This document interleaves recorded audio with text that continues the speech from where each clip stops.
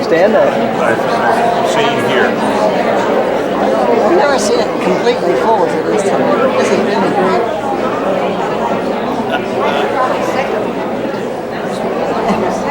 You going to sing Happy Birthday, Charlie?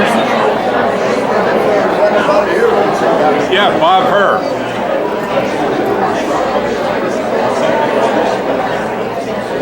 Charlie, go ahead.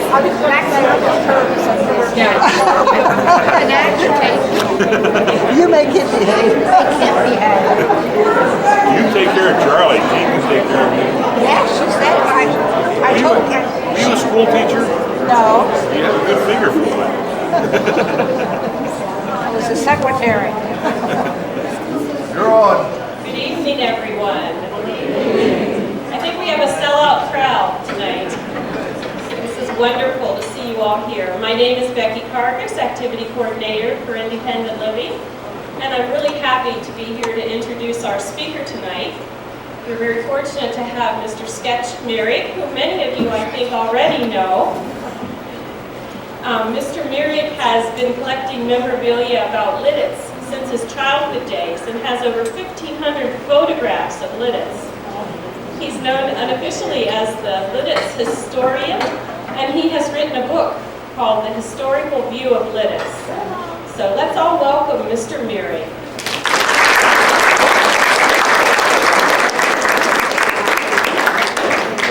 Thank you. Everybody always asks where I got all my paraphernalia and all my pictures. Well, I'll tell you, I carried it with me for 35 years, and I'd say 99% of the things that I had people gave me on the mail lot, and they knew I collected them, and they always saw that money of it. I had one lady in particular, she was a doctor in North Broad Street, a Dr. Bricker, and she lived to be 104 years old. When she was 104 years old, she came to Lutheran. And one day she said, "Well, you've been here a minute." I said, "Yeah." And she said, "I understand you like pictures of Lititz." And I said, "Yes, I do." Well, she said, "Ring the doorbell tomorrow." So I rang the doorbell, and she called me, and she gave me 4 big albums, all in the 1800s. And that's really how I got my start. And you'd be surprised, all people that always gave me things. Now, I'm not going to talk a lot about this, about the history, but I'll tell you, I'm an old-time Litzite. My great-great-great-grandfather was a Hessian soldier. The British paid him to come over to America to fight the Mearig was the Revolutionary War. And he was taken prisoner down Brandywine. And he brought him up to Ripperville. And up there he made cannonballs, what they call the Hessian ditch. And after the war, he didn't want to go back to Germany, so he asked William Penn if he could have some land to start farming. He said, "Sure." He said, "I'll give you 300 acres. So he gave him 300 acres where the Lone Farm is up in Lexington. That was his original land. William Penn said, "We have all this land, now we have to figure out a way to collect taxes." So they gave the fellows land and they got taxes. And another gentleman asked me tonight if I would tell him where Lititz got its name. He said, "Such an odd name." And then I said, "Well, I'll tell you, we had, originally, Lititz was strictly Moravian. You had to be Moravian to live in Lititz. If you were Lutheran or Methodist, they chased you out." So this gentleman came to Lititz from Bethlehem like a missionary, and he was looking for land to start a congregation, a Moravian congregation. So he came to town, and he had a sermon north of Lititz here, and he tried to convince the people to join a Moravian congregation. And there was a neighbor, his name was George Klein, he owned all the land here. He didn't want any parts of it. So another neighbor told him, he said, "You should have heard him." He said, "He was really good." So the next day he followed him to Lancaster. And this Franz Zinzendorf, he talked in Lancaster, and this George Klein followed him in there, and he got him in the corner and said, "I'll tell you what I'll do." He said, "I'll give you 4 acres of land, 4 acres of Lititz, for if you want to start your Moravian congregation." And he enjoyed this man so much that he gave him 491 acres. And that's how Lititz got to grow. And Lititz was named after a town in Bavaria. It was called L-A-D-I-C-E, Lititz. It's Lititz. And I knew during World War II, the Germans completely destroyed the town, and they burned the town down, and it isn't there anymore. And that's how Lititz got its name. And at that time, we had a Mearig, like I said, to live in Lititz, and everything up North Front Street on the railroad track was called Warwick. was named after a township in England. And that's why we had the two denominations, Lititz and we had Warwick. And it wasn't until 1920 that Lititz decided to take Warwick in as a neighbor. So there's about 880 souls from Warwick. My parents, my mother was born in Warwick, and she went to Warwick School. Warwick School was over in Market Street, Lititz. And then all of a sudden, we had one school, Lititz School. And that's how Lititz got its name. And the biggest thing Lititz ever got that made Lititz grow was in 1855, the Reagans opened up the town to anybody that wanted to make a home in Lititz. So then they started making.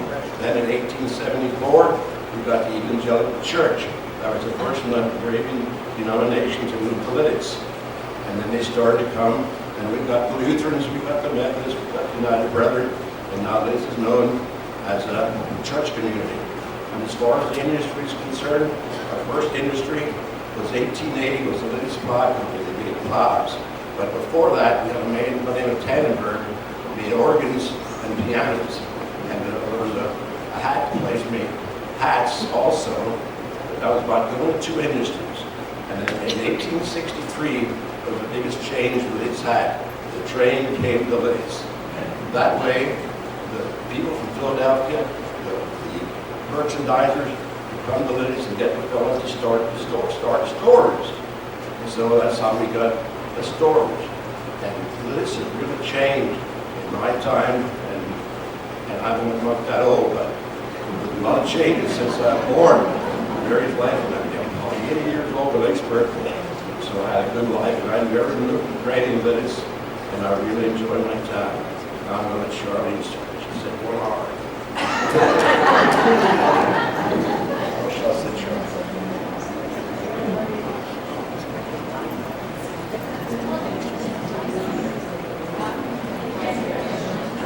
Okay, that's a painting. Oh yeah, what's that? Is that right? That's a painting of the Lititz Springs Park. It was never like that. That used to be, originally it was a swamp. And of course we had a boys' school in town called John Beck's Academy, and the boys used to go down there and they cleaned it up. But during the Revolutionary War, a lot of the soldiers went down there and they had what they called punch pots. In other words, a happy place. And the Ravens were allowed to go there. But that was the painting by Little Minister. Now there's our band shell. That was there in the park, and every Saturday and these picnics, that's where they played with this band. This was very well known for its bands. We always had good bands.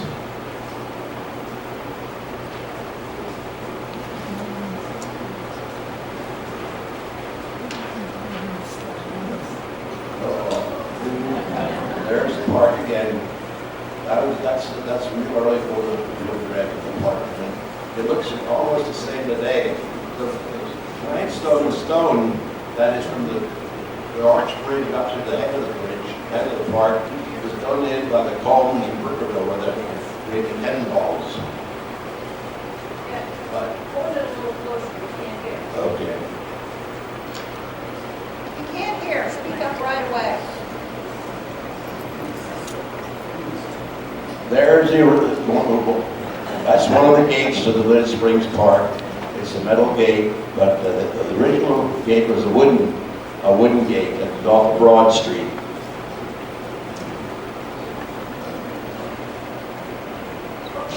No, that's a Pretzel Bakery. It was in the Lititz Springs Park. It was first it was Habakers, then it was Eatons, then it was Sturgis and Haynes, and it was finally torn down to make room for a recreation center. That's where Elmer Boats bought it and tore it down and donated the money to make a recreation center for the kids of Lititz.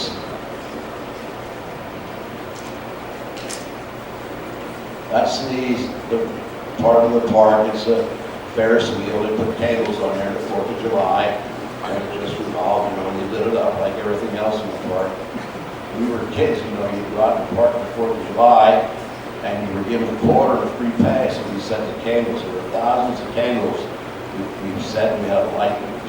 Started in 1884, the program in the park on the 4th of July. 1884, I think, was the first I think the tickets were 15 cents. I have a couple of tickets, beautiful tickets.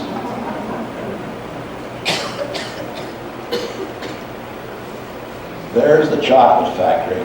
The chocolate factory to the right there, that was Muth. William Muth had a coal yard there and a lumber yard, and he sold the land to the chocolate factory. And you see how they built around this place. The chocolate factory was started between Water, I don't know if you're familiar with this, between Water and Locust Street, a little brick building by the name of Kennedy. And he started a chocolate factory, and then he called Wilbur in Philadelphia and asked him if he could come up here, and they joined hands and we built this shop in 1902. And Muth here stayed there about 1950, I believe, and finally sold the land to the chocolate. There it is again, the station. The train came with us, like I said, 1863, and the station, I think, was built around 1880, something like that. Of course, we used to get a lot of picnics, Reading and everywhere at the Lisbon's Park. There's a picnic from Reading. That's coming. See the costumes and that. There's a train there, a passenger train coming from Reading to the Lisbon's Park to the picnic.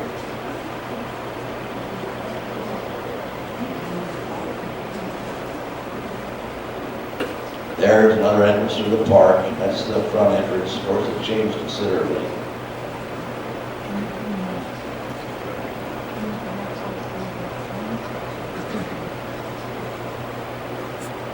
That must be, that's probably the back. Look from the park, looking over to the railroad station. There's a gate.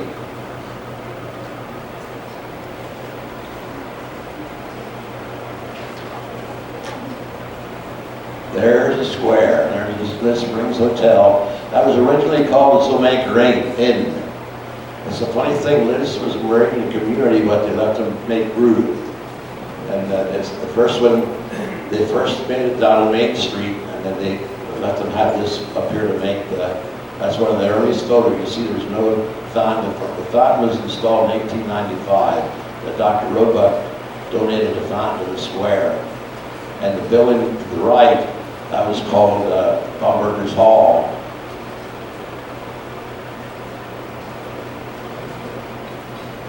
There's a hotel again. You see the beautiful balcony around it?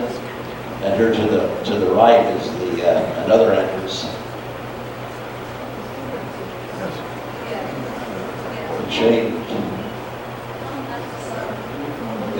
Today it's called the General Sitter Inn, yes.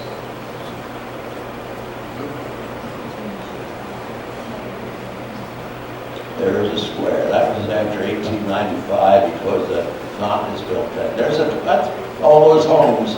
That's what we call Cottage Road. That was a beautiful homes there. And of course Hershey Gill bought in 1939, and they tore all those homes down and they built. Of course, that's a beautiful building they have there, but it just took the charm away from the whole street.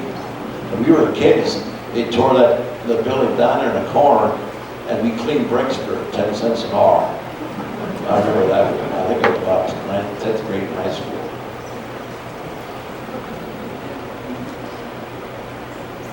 There's our square. There's the lot there.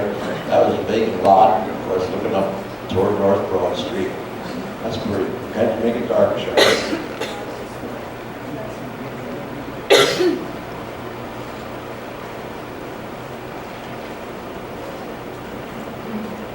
There's the old Evangelical Church. They used to have a wooden fence around it, around the whole yard, and it went the whole way out to the cemetery and went around General Sitter's grave. You know, General Sitter's buried up there. He moved to Lititz in 1870 and built a house on Main Street, and he passed away in Washington and going back to Lititz and buried him. And he was down there trying to get some money for the land he stole from him in Sacramento, the gold rush. Of course, that fence was torn down a long time ago.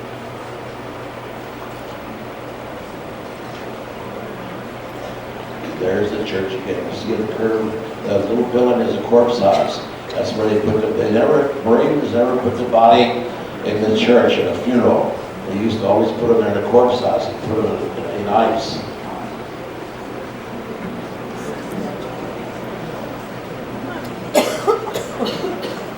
There, you see, if you look close, you see There's a gas light on the right, an electric light on the left. You see that? So you know there's a big change there. That's the old Mearig church. It's progress. Electricity's coming to town. The trolley was another thing that did a lot. That's the first church that they allowed to come into Lititz. That's Evangelical on Orange Street. That's right across from the elementary school. It was built in 1874. The corner was torn down in 1935. They built a stone building. They surrounded the old church.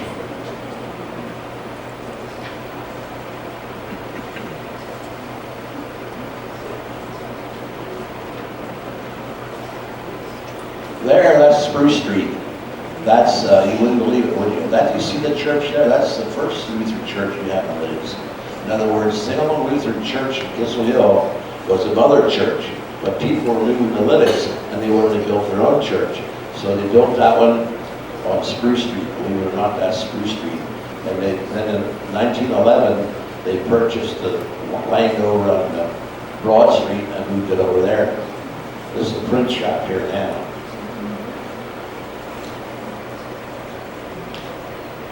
That's another Lutheran church. That's St. James Lutheran Church. That was the corner front Water Street. They also moved it from Gissel Hill.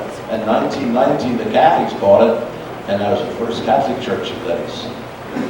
After they merged, they all went up to the St. Paul's, the corner of Orange and Broad. My church still stands. There's Rush Carriage Works. That's the corner of Orange and Broad also. This was torn down to make room for the St. Paul's Lutheran Church up the corner of Broad and Orange Street. In the back thing was Jake Singley's blacksmith shop. We all remember Jake Singley. But that was torn down in 1911, and our church up there was built in 1911. There it is. Now there's the new church. That's where my wife and I both went. Of course, now we went out to Orange Street. There's a lot of controversy in that. I guess you all know that. Clairvoyants finally bought it. I don't know what they're going to do with it, but it's a shame to tear it down. But the old building seemed to just disappear. There's the Peel Cemetery. That's the Lutheran Cemetery in Broad Street. You see the trolley track running through there. The trolley track came to Lititz in 1895. It went as far as 2nd Avenue and stopped. Then the next year it went all the way down the railroad track. Of course, the trolley's the thing. That's the last trolley there is a freight car. The last trolley in Lititz was October 1938. That's when they took all the buses to town.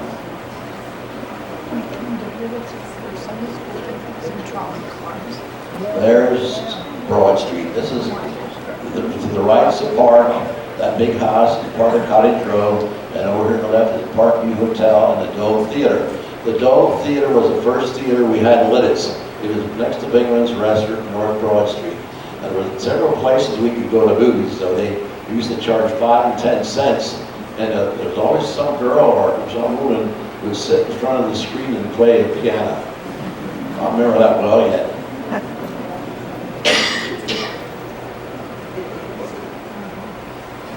There's the trolley again. It's hard to see it, but there's a fan on the front of the trolley, and that revolves when the trolley moves to take the snow off the track. That's taken right there on Broad Street, the corner of Broad and Main Street. There's a trolley. That's where it first stopped. That's the corner of 2nd Avenue and Broad. So if you come into Lititz, you come to that stop sign, the traffic light now, you know that's where it first came to.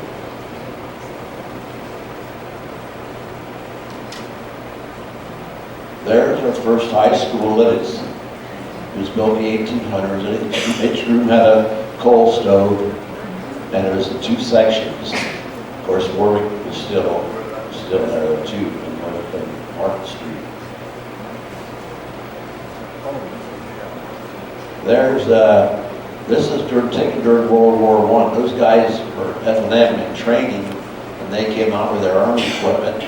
and they practiced here in town. It's right at the police station, where the police station is now. That's where that's taken.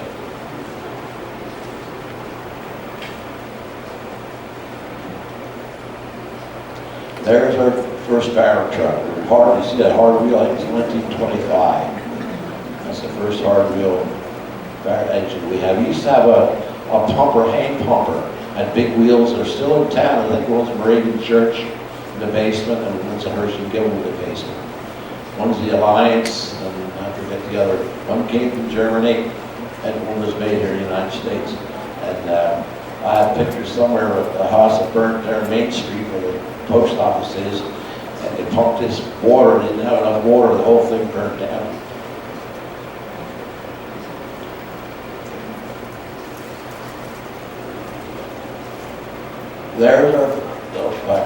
There's the post office. The post office is on the left here, see it? And the next building, there's a dentist in there, and a photographer in the next building.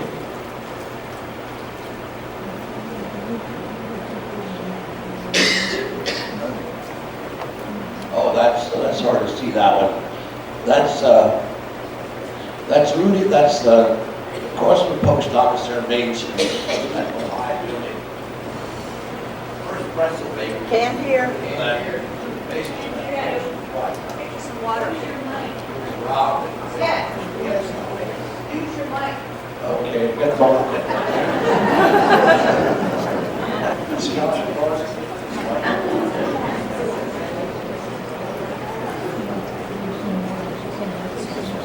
When we were kids, we used to have a fruit stand there.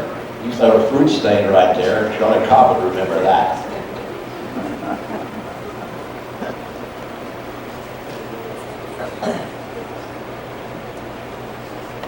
There's a Warwick House. That was in North Broad Street. They sold gasoline there, 6 gallons for $1, and inside they sold liquor and beer and good food to tell me. I don't know. That's about it. You can drive underneath that roof there, buy your gasoline, 6 for $1. 6 gallons for $1. I do that. That was the first one of the first buildings, and that's a sail off the Warwick House.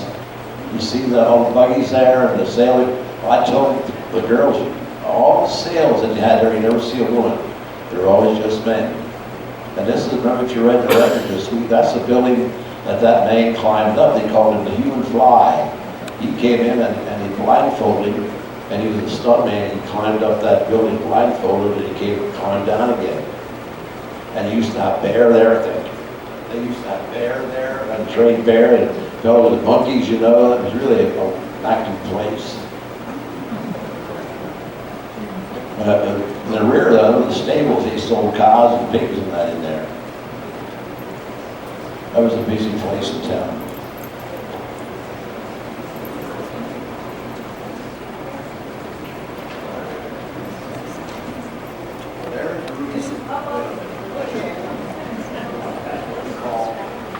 Rudy's Hall.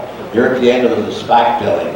They built that for, upstairs was mainly built for lodges. Lititz had a lot of lodges at one time. But in the left was a barber shop, and in the right-hand side there was a bakery shop, Big Tom's Bakery. And the left was Quick's barber shop. And they had a lot of down below, they had different things, you know, and the door to the right, that's Carriage hardware store. Of course, now it's sold again, so we're anxious to see what goes in there. And the building in the next there, that was a works building.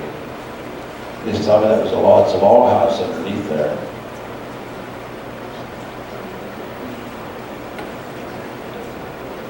There's Eatons Garage. The only reason to have that is because I have a good friend in Glenn's, and there's only 2 bays there. And I gave it to him when that picture, and there's about 10 bays there now. They sold Dodge and Plymouth at that time. It was right after the war, 1946. That's a 1946 Dodge there.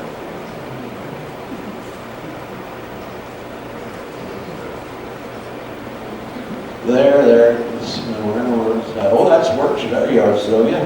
That's Harry Works' where he had his glass shop. He made not glass shop, his eye doctor's office. That's where that is. I didn't know you had that.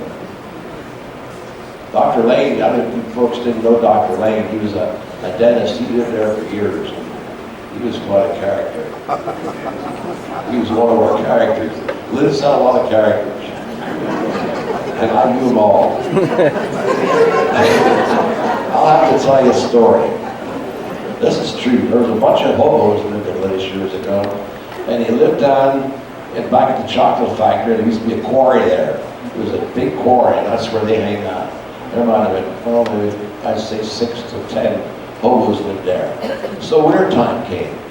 So Clayton Rudy, he was a butcher down on Main Street, and he had a big garage back in his butcher shop. There might have been 6 or 7 garages there, and one end he had for storage. And right on the outside of the storage, there was an outhouse. Well, he went out to the park and told these guys that if they want to get in a warm building, they can use that building down there to keep warm that winter. So anyhow, one of his buddies had to use the outhouse. So another buddy had to use it at the same time. So he wouldn't come out. He said, "Get out of there." He said, "It's my turn." So he didn't come out, so the guy set the thing on fire, and he burned every garage down. Charlie Cobbin remember that. We had a lot of characters. Of course, I was talking about. Oh, that was our first medical doctor. His name was Dr. Shank. He lived over Lincoln Avenue, 19 East Lincoln Avenue. The house still stands right outside Lincoln Avenue Garage. 10 cents, he charged 10 cents a house call.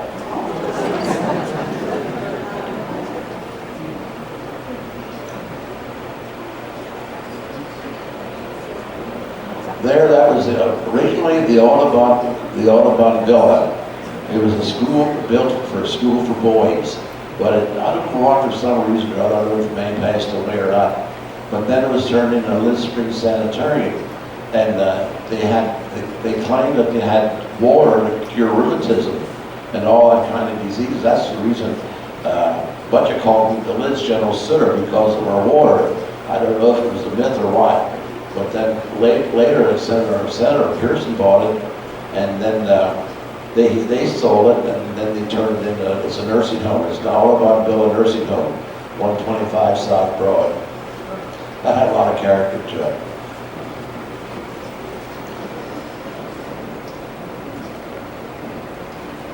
There was Meiski's, one of Meiski's warehouses. We had 13 tobacco warehouses in Lititz at one time. This is where the VFW is now. That was H.S. Meiski. And they had employed, most of the people in Lititz at that time were employed making cigars.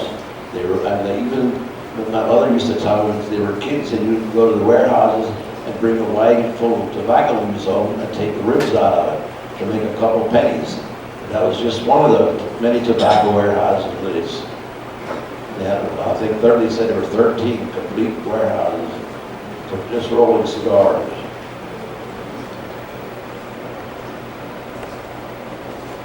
There they are. That's up notes. This is Kingsport. This was right across from the VFW parking lot.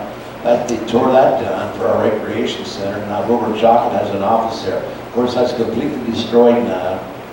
And that's how the people used to work. They sat at those tables and they rolled cigars. They'd bring them the tobacco and they'd roll them, you know. That's how they made their living. Imagine that.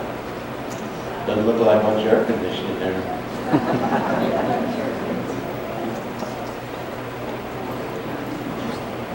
There, this is John Zook was a very known Lititz man.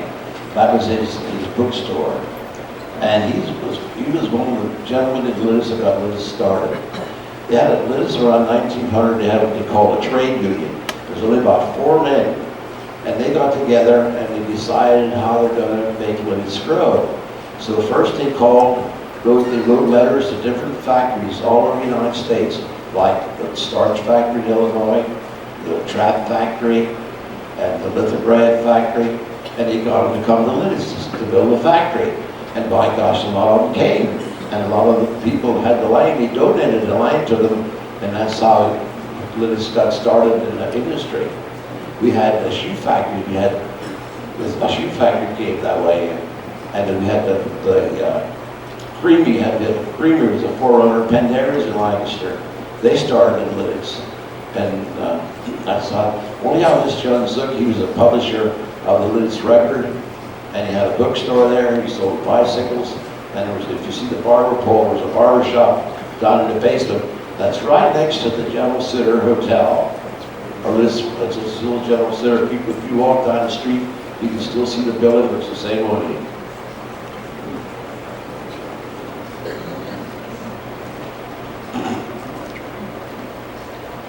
Oh, there's Eli, that's Eli Barber's son. That's his creamer on these trucks. He learned how to condense milk.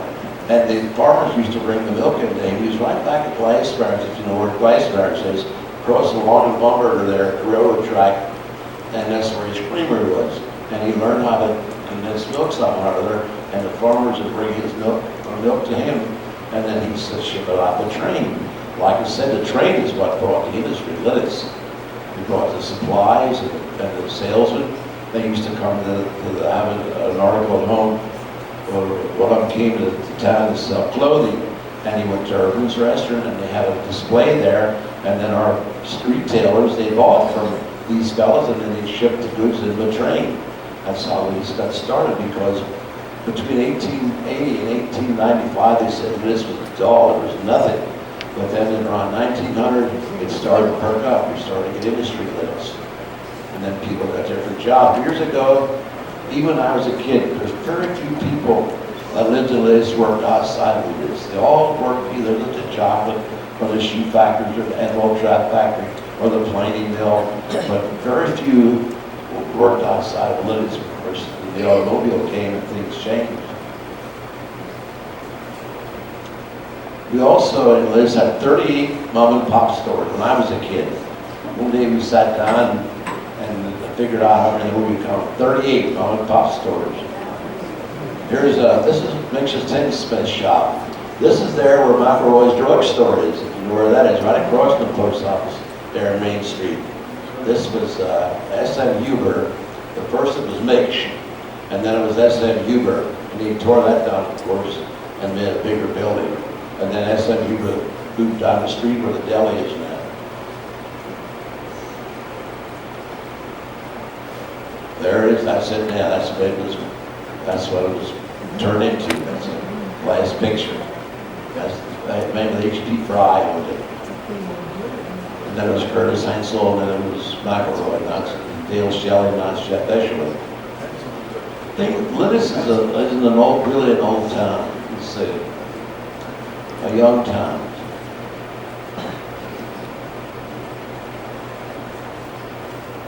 There, that's Keller's Bakery. We used to have a bakery. We have a lot of bakeries in this.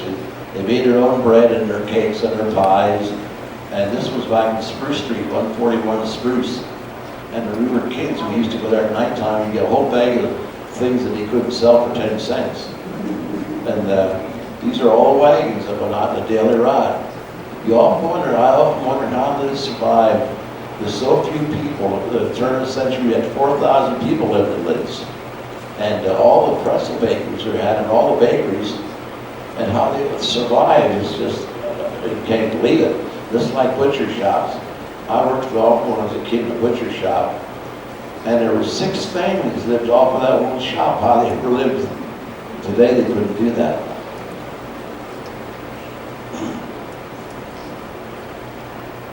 There, that's one of the bakers. And this Hasler, that's the one back in West Main Street. We delivered bread there on the north-south cross street where Paul D lived. That's the way they peddled their bread, with a wagon and a basket. I remember when I was a kid, we had a big family. There was 8 kids in my family. It took 5 loaves of bread every other day. So, I think it was about 8 cents a loaf. Milk was 5 cents a quart. We used to go out to the farm and get it. This is our ice plant. This is on the way to Burnerville. Well, this, in other words, that dang thing there, that if you drive up there, you can still see the wall. But he froze this in the winter. Then he took horses out there and he cut the ice. And this building over here to the left is the ice house. And they used to pull the ice over there and pull it up, and they'd stack it in sawdust. They'd put the ice in sawdust till summertime. That's how people got their ice. If you go to Burnerville, if you know the way to Burnerville, look down to the right. As soon as you cross the road out there, you look down, you'll see the wall, retaining wall. It was destroyed by a flood, I think, in 1927. We had 2 ice dams in Lititz, one out below beyond Kissel Hill, and this one here, this was the Yerger ice dam, and the other was the Burger ice dam. I have the books and the horses. They kept account of all the horses, how much food he ate, and how much ice everybody got. It was really interesting. That's how they cut their ice. This is H.C. Miller's store. It's just an old country store in the corner, right directly across the Lutheran Church on South Broad Street. It's a music store in there now.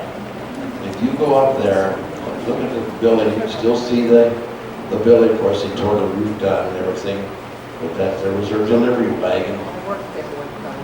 That's how they delivered groceries years ago. They went in there and get the groceries.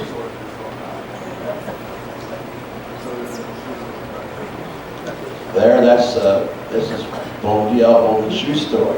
Now this is the other side, where John, I showed you John Zuks' bookstore was. And if you look at that today, it looks the same. They sold shoes in there, boots. His name is Dan Dover. This is W.H. Boner's confectionery. He made ice cream and cakes and a lot of those things. And that time they had ice cream they called dewdrops. In other words, he'd come around the wagon and he'd give you a little paper cup and he'd put the ice cream in a cup and he'd schlag it instead of like a Coke. And this, believe it or not, I'll tell you the story over here, but it's not such a nice story, about that little fellow in there. He grew up to be a gentleman and he got a job in the paper mill. Well, one day, what happened? He went through the rollers. That's true. That's a true story. His name was, they call him, what the heck did he call him? Crawford. Well, his last name was Crawford. But this was a restaurant for years and years. And God's Italian, they sell subs and steaks, not in there. He used to come around in a wagon like that and sell that stuff.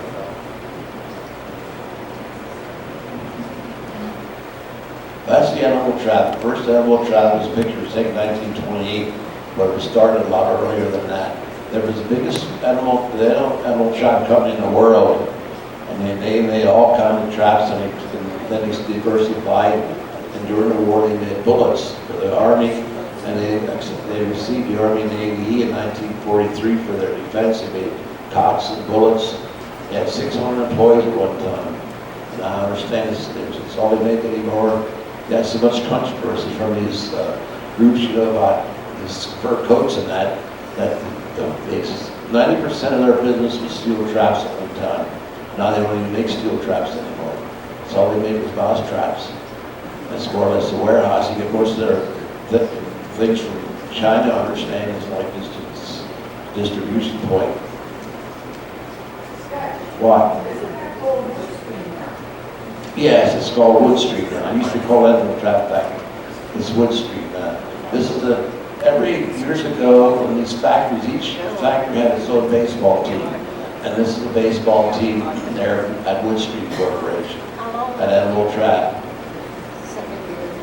And my dad used to tell me that the best ball, if they had the Animal Trap Company had a good player and he was employed with Wilbur, they'd try to get him down from taking away from Wilbur so they could have winning teams. So I guess they were tricky then too. This is our first American store, believe it or not. It was, I don't know if you folks, how many folks remember this, but I'm sure Charlie does. Charlie Reichenbach is there in the middle, and John Everly's on the right.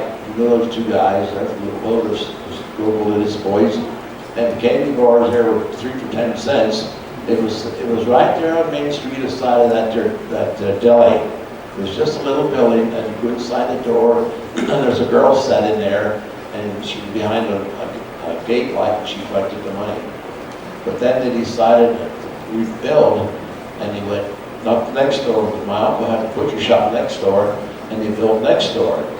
And they thought they were going to put my uncle out of business, the butcher, and instead my uncle put them out of business.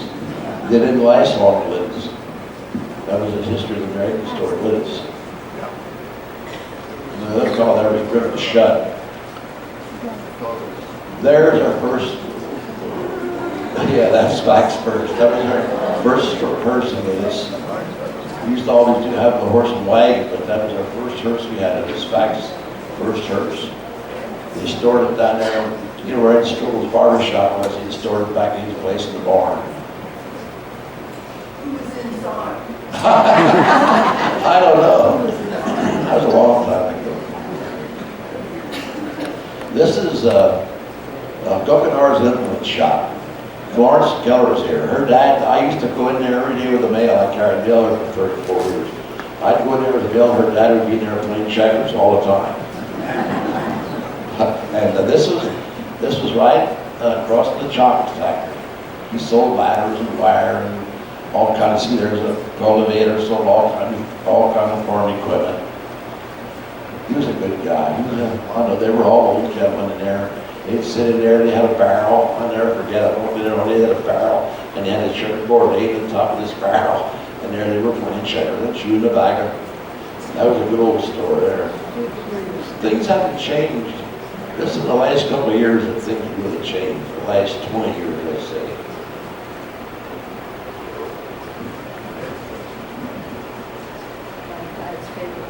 There's Lititz swimming pool. That's our first pool we had at Lititz. That's Woodstream in the background. That's the first pool we had. You paid 10 cents to swim, and if you went up to the meat market and bought a pound of hamburger, which was 18 cents a pound, you got a free ticket to swim in the pool. And they used to baptize people in there out of the right near there for next far back, and we used to watch them baptized in there. That's where all the kids in Lititz spent their time. During the Depression, 10 cents was a lot of money. And if you didn't have a dime, you're going to for nothing, I guarantee you that.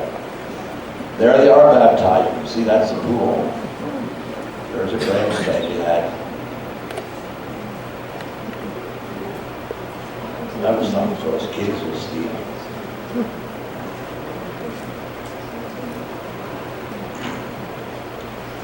Oh, that's the first movie we had in Lititz. It was 1938, I think. 1938. That was the first movie we had. It was I had the original ticket, and I had the original program thing. I was a pack rat, I'll tell you. I saved everything. And it was, I think, it cost 15 cents. And then the state or somebody decided they were making too much money, and they charged 17 cents for the first movie. What was it? Gilded Lily. I think it was called the Gilded Lily. Right. Yeah. Yeah. We used that big times in our theater. We used to have, that's inside our theater. It was built there on Main Street. Of course, you can't see where it was now. Nice theater, had air conditioning. That was a big treat for us.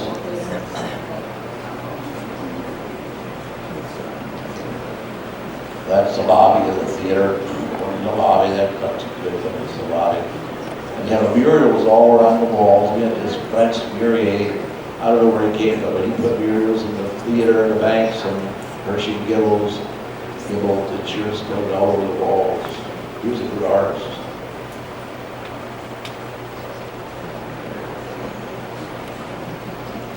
That's East Main Street.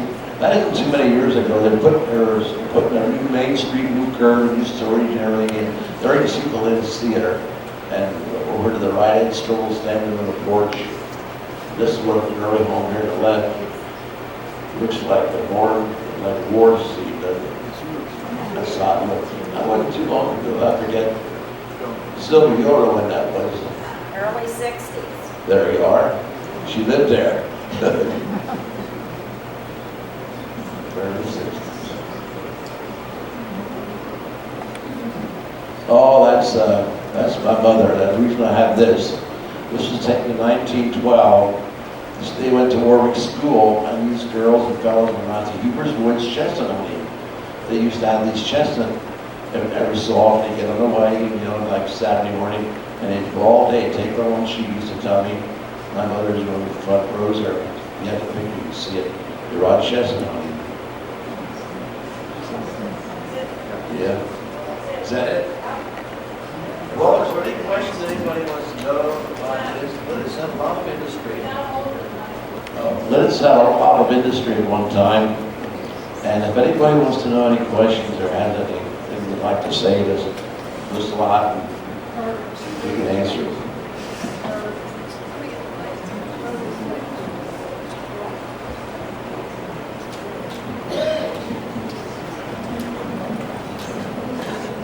Anybody, any questions?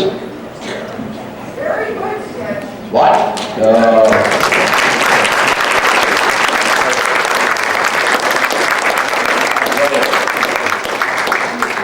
Sometimes you want to hear a gruesome story, I'll tell you my war stories. Nobody wants to hear those. Can you just tell about it more?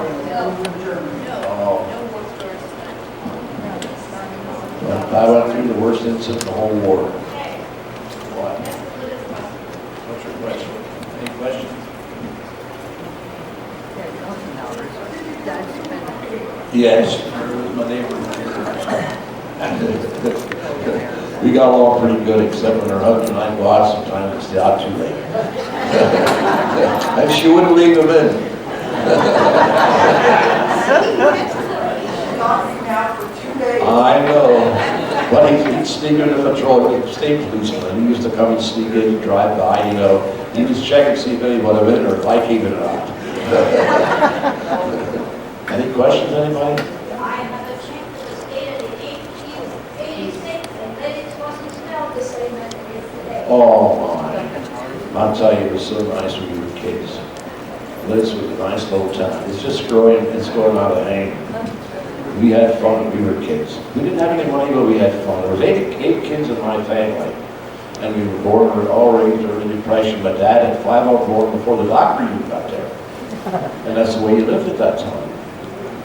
But we had a good, when you went to the store, you didn't have any money. You went there and you bought a gallon of cold oil. Jar put it on a tick, everything you bought on a tick, you know, if you needed anything, you didn't, when you bought potato chips, you didn't buy them in a bag. You used to go to a can and bring them out and weigh them, you know. Everything was different at those times.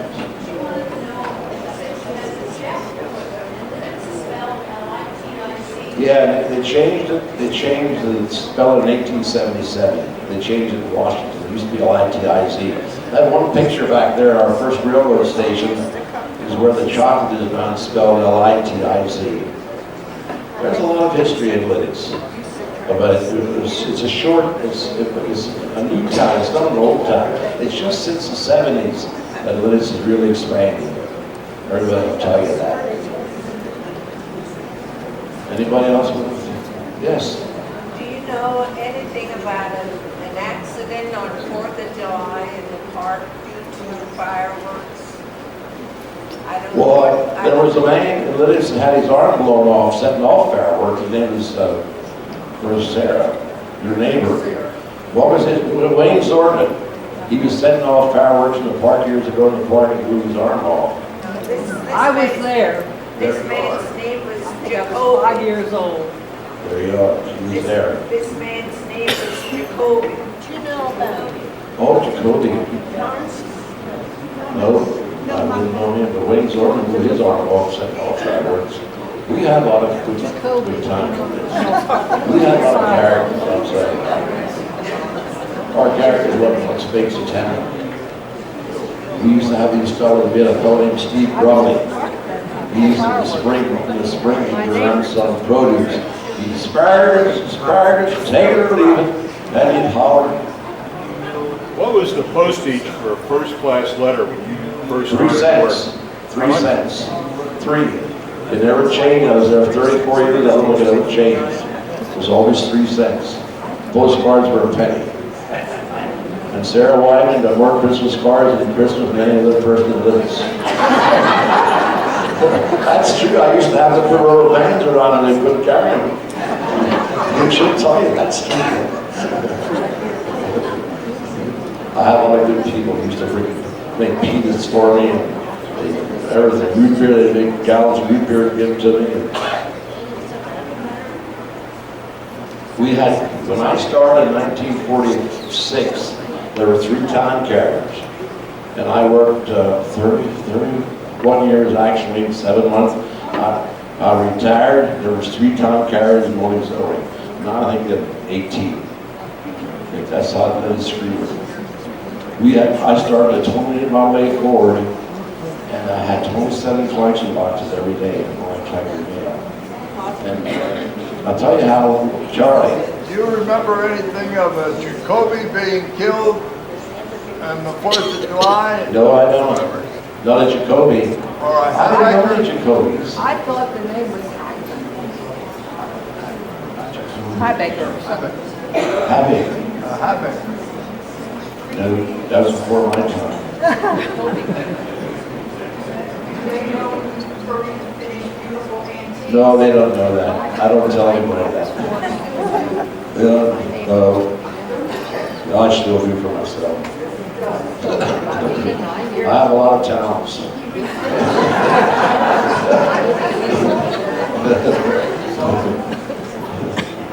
Charlie copied after me. She has it too. Yeah, I know that. That's what I say. There's a You didn't talk about Danny Withers. all good.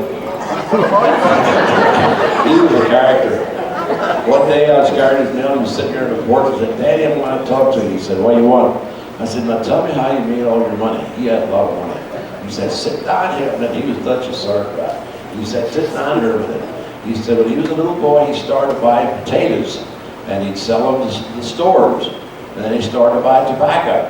And he said, during the war, he said, if you'd give a little extra, you'd always get their crop. You know, they had a one price, the government would set a price, and he'd give a little bonus. And he told me how he made it. He had 3 cars. He had he said he all started with 3, with P, Plymouth. Packard, Hewitt. Yeah. He was a nice guy. He was all right. And he had his car up in color for some repairs or damage had done to it, and they said, are you gonna walk home? He says, no. He says, I can't see to drive. I can't see to walk home. I gotta drive home. Yeah, you get people to take him away. He has 3 nice cars. You get people to take him away. He said, now stop for gas. You'd only get 50 cents worth. He said, if we run up the gas, all the other gas stations along the way. Yeah, he was something else. He had 1 daughter, and she was killed by an automobile. I think the Lutheran, she went to Sunday school at church, here at the Lutheran Church, and walked out in front of the car.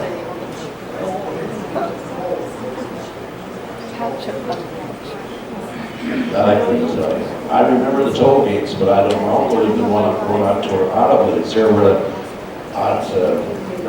Newport Road. It's way out the road. I think it's on, but I don't know what I'm not saying.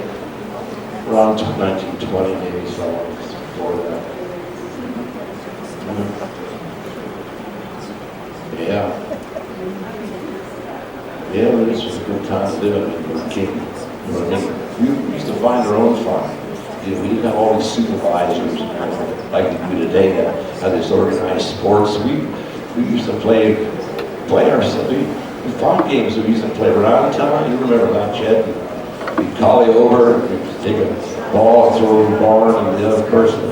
But today, everything's organized. I mean, the little kids today play midget baseball, football, they wear uniforms. We lived, you know. And you know, when I was a kid, we had a big family. And my mother used to get me a kettle every Tuesday, and I'd take it to the butcher shop, and I'd get a can of kettle, what we call Kessel Cream. In other words, they all forward and made pudding and scrabble and that. And after school, I'd stop at Eatons Building and get 10 cents for the cornmeal. And mother used to make mush, that was a meal. But kids today, they don't know nothing about that.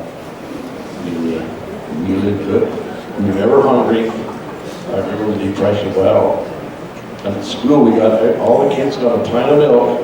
When we were in school, we had a little room, and you'd go up there and get a pint of milk to drink, you know, to keep us healthy. Yeah, things changed. I saw a lot of changes in my time. When she's sick, but we have to live with her.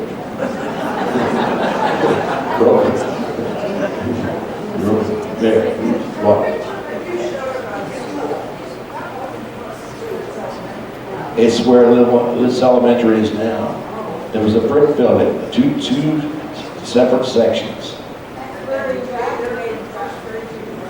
Yes, but the graduation classes weren't enough. If you had 10 at that time, you were lucky. I mean, I had almost all the graduating classes. Elmer Bopes, he graduated in 1901, and that was a big class.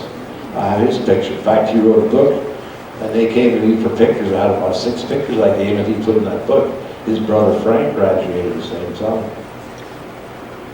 You didn't have proms there, did you? What? Proms.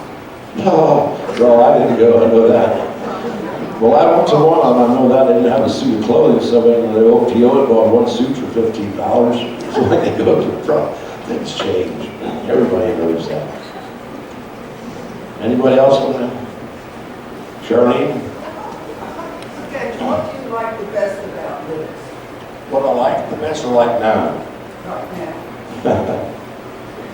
Well, most of the people are friendly. I mean, I don't care if they come, like they pass my house and build all these houses out here, and everyone on is friendly. They all talk to you.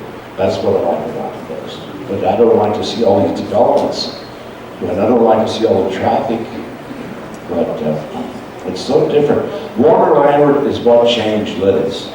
Because when they built Warner Landward, most of the people came from the coal region. They were all lovely people, don't get me wrong. But it just brought a big influx of different people. That's the way I look at it. Because they're all nice people. Because years ago, you knew everybody. I mean, used to have a relation in every street in Lititz, so I don't anymore. Is it true there was a tunnel from the front of the park over? No. No? They always said that. They always said there's a tunnel in the park over to that parade. No, I went down this, and when we were kids, we used to go down those steps, so there's a parade. You go out in the park with the band shell, there's across the street, that big brick house, that was a brewery there. And they used to say there's a big tunnel. There's no tunnel, it's a coal cellar. In other words, you go down in the basement, then you go down about 12 more steps. And there's no tunnels that I know of. If there would have been, I would have found it. I was in every nook and cranny in Lititz, I'll tell you that. You know. That's about it, Betty. Charlene? Well, you told me to go tomorrow, but it's not quite.